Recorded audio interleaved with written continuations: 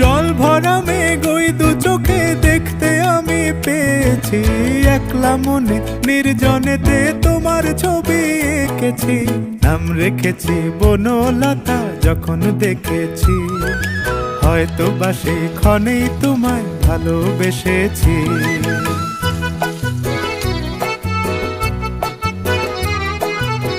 বনলতা কথা হয়ো না গো কুণ্ঠিতা, বনলতা কথা হয়ো না গো কুণ্ঠিতা।